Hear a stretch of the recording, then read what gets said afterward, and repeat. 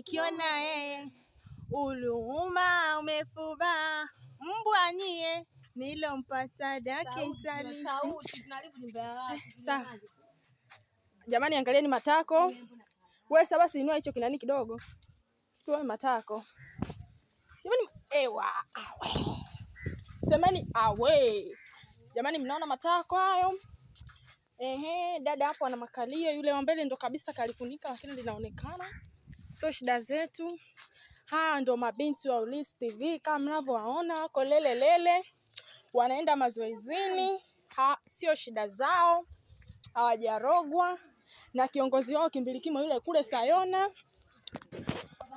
Na hajanisikia, angenisikia ningepokea tusi. Yule tuna sauti ngongo, sauti nzi ambaye akikutongoza anakulegezea ni huyu hapa, tunakutana naye hapo mbele. Na kanyoa mama hui. Jamani kanyoa guys, kanyoa udugu wangu. Mama yangu angeuze kamera kwa hivi muone vizuri. Wewe rudi hapa. Kama mnavyomuona leo kanyombia kapendeza kadamshi. Kama mnavyomuona anatabasamu blandi hapo.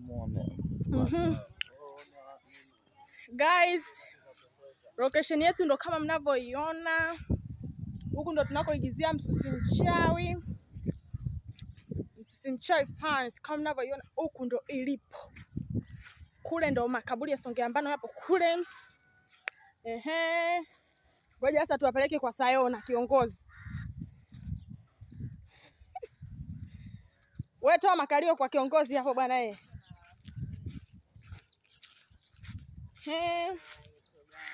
Huyu ndo kiongozi wetu anaitwa Bwenga OG aka Gogo Racho. Huyu ni Mperembe OG.